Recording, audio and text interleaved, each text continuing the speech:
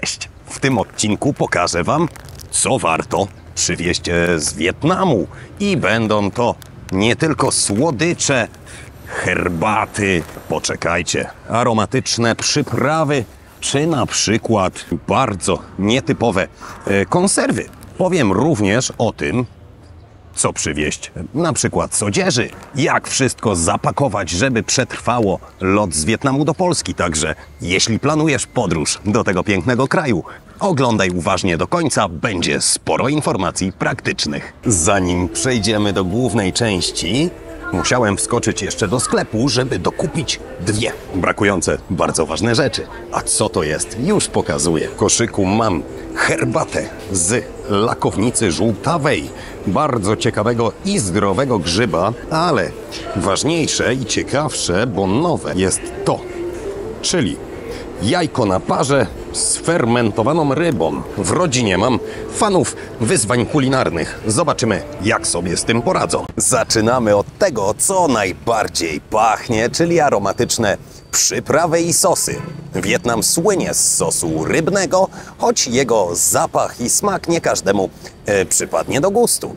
Warto również z Wietnamu przywieźć naturalny pieprz, na przykład z wyspy Phu Quoc, ale ja na Phu Quoc nie mieszkam, więc co ja przywiozę, o tym będzie za chwilę. A teraz jeszcze, co Wy powinniście kupić, wracając z Wietnamu do Polski. Myślę, że warto przywieźć sobie suszone papryczki chili, jeżeli lubicie ostrą kuchnię. I gdzie szukać tych wszystkich przypraw i przysmaków? Według mnie najlepiej na ulicznych targowiskach, ponieważ tam przyprawy będą 2, a nawet 3 razy tańsze niż w supermarkecie i wszystko kupicie w jednym miejscu, bez biegania po alejkach. Przy okazji będzie to na pewno atrakcja, bo wietnamskie targowiska wyglądają zdecydowanie inaczej niż te w Polsce. Dobra, a teraz czas na to, co ja zabieram do Polski i dlaczego nie przywiozę sosu rybnego. Okej, no to dlaczego nie biorę sosu rybnego? Chodzi o jego bardzo intensywny zapach. Gdyby mi się rozlał w bagażu, cały bagaż będzie po prostu do wyrzucenia. Zamiast sosu rybnego biorę sos z zielonym chili i limonką. To jest tradycyjny sos z miasta Nha Trang, w którym nagrywam odcinki. Nie jest zbyt pikantny. Tu tradycyjnie używa się go do dań z ryb i owoców morza, ale według mnie dobrze komponuje się również z daniami na grilla. Kolejną rzeczą jest czarny pieprz. Wziąłem kilogram, co kosztowało mnie około 35 zł.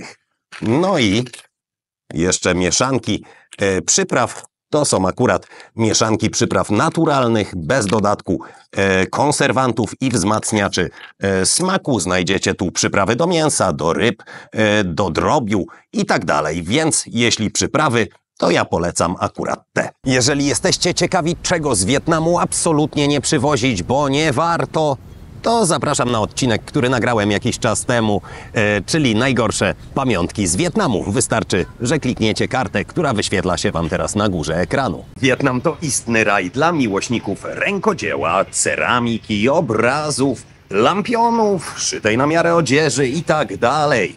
Ale skoro mówimy o lampionach, zacznijmy od tego, dlaczego nie warto przywozić z Hoi An lampionów, albo raczej dlaczego w Hoi An lepiej lampionów nie kupować. Wszystko dlatego, że nie macie gwarancji, że ten lampion został wykonany ręcznie. Jest spore ryzyko, zwłaszcza w centrum Hoi An, że kupicie produkty wykonywane masowo, tak jak ceramika w sklepie widocznym za moimi plecami. Co zrobić, żeby wrócić z Hoi An z ładnym wietnamskim papierowym lampionem? Zapiszcie się tam na warsztaty zrobienia lampionów. Kosztują dosłownie kilka złotych więcej niż masowo produkowany lampion. Macie gwarancję, że produkt jest wykonany ręcznie i jeszcze satysfakcję, bo zrobiliście go samodzielnie. A skoro już o czapce mowa, jak widzicie, taka czapka kosztowała mnie 35 000 dongów wietnamskich, 10 000 dongów. Jest to około złoty 40, więc na szybko licząc jakieś 5 złotych za czapkę. Dajcie znać w komentarzu, czy dobra cena i czy chodzilibyście w takiej czapce. Idzie lato, co myślicie? Warto, nie warto? Jeśli chodzi o rękodzieło, to mnie kosztowało prawie 0 złotych, nie licząc odrobiny czasu. Przyjrzymy się mu bliżej, ale tutaj mam już zapakowane coś, czego nie wykonałem własnoręcznie, a jest ręcznej roboty. Mamy tutaj łyżkę wykonaną z masy perłowej i przy okazji poradę, jak zabezpieczyć szczególnie wrażliwe pamiątki. Polecam, zanim jeszcze zaczniecie pakować walizkę, poprosić o oklejenie, czy to taką pianką, czy najlepiej folią bąbelkową. Teraz zmieńmy kadr i przyjrzyjmy się pamiątkom, które zabieram do Polski. Na początek moje rękodzieło. Mamy tutaj taką na przykład tabliczkę wykonaną z drewna Meranti. Jeśli ktoś zna się na drewnie, to wie, o co chodzi. Bardzo ładne drewno. Tutaj mamy palisandrowe wisiorki, kilka sztuk. Mamy krasnala, też z palisandru albo z Meranti. Mamy jeszcze więcej krasnali. Tak sobie dłubię w wolnym czasie. To jest wzorowane, oczywiście wykonane z drewna, na kle niedźwiedzia. Tutaj nie wiem, co mi wyszło. Dajcie znać, co wam przypomina ta rzeźba. Zróbmy miejsce na łyżki. Kupiłem tych łyżek raz, 2, 3, 4, 5, 6, 8. I 8 łyżek kosztowało mnie jakieś 10 złotych, może troszeczkę więcej z dostawą. Oprócz łyżek w supermarkecie kupiłem pałeczki. Nie jest to może ręczna robota, nie jest to też, jak widać, produkt typowo wietnamski, ale urzekły mnie końcówki pałeczek stylizowane na bambusa i same pałeczki wydają się być dość eleganckie, więc myślę, że dobry prezent. Kilka słów na temat tego, jak zabezpieczyć nasze pamiątki, żeby doleciały cało z Wietnamu do Polski, bo przecież szkoda wrócić z wakacji bez takiego kapelusza z palmowych liści. Nazywa się on Non La i kosztuje około 5 złotych, ale jest bardzo delikatny. Jak można go przewieźć? Zdradzę wam jedyny sposób. Kapelusza nie da się zabezpieczyć na tyle, żeby mógł polecieć w walizce. Musicie zabrać go ze sobą na głowie. Na lotnisku nie będzie żadnego problemu. Zdejmujecie go przy kontroli, tak jak pasek czy buty. A jeżeli chodzi o pamiątki, które mogłyby się uszkodzić, wykorzystajcie wasze ubrania i owincie coś kruchego, na przykład ręcznikiem, koszulką, czy zapakujcie w chusteczki. A potem możecie to wszystko nawet dla pewności wrzucić do buta czy do kosmetyczki. A skoro jesteśmy w temacie urlopowym, lotów do Polski i tak dalej, to dajcie znać, czy chcielibyście, żebym nagrał odcinek z pobytu w Polsce. Świetnym pomysłem na prezent z Wietnamu są też lokalne smakołyki. Na przykład słodycze o smaku mango, suszone owoce, durianowe pralinki i tak dalej, i tak dalej. O tym dokładniej będzie za chwilę, ale co jeszcze warto dla podniebienia z Wietnamu przywieźć? Moi drodzy, obowiązkowo herbatę. Znajdziecie tutaj herbaty w naprawdę wielu smakach, a ta paczka herbaty, 10 herbat o łącznej wadze kilograma, kosztowała mnie 120 000 wietnamskich dongów, czyli jakieś 15 zł. Wychodzi na to, że złoty 50 za 100-gramową paczkę herbaty. Mamy tutaj herbatę o smaku mango,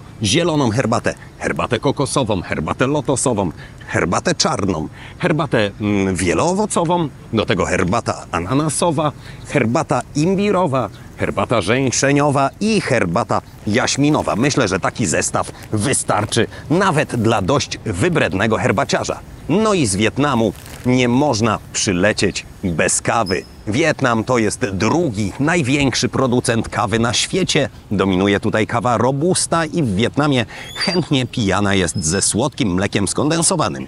Możecie sobie kupić taką kawę na przykład w saszetkach albo w ziarnach czy mieloną, co kto lubi. Kawa w Wietnamie to nie jest wydatek, który zrujnuje wasze portfele. Oczywiście wraz ze wzrostem jakości wzrastają też ceny, ale taką przyzwoitą kawę, myślę, że spokojnie kupicie tu za 15 czy 20 zł. A jeżeli lubicie naprawdę mocne wyzwania kulinarne, to możecie tutaj zjeść na przykład fermentowane tofu, chociaż na pamiątkę raczej go nie przywieziecie, ale już na przykład konserwa z jajkiem gotowanym na parze w sosie z fermentowanych ryb przejdzie bez problemu.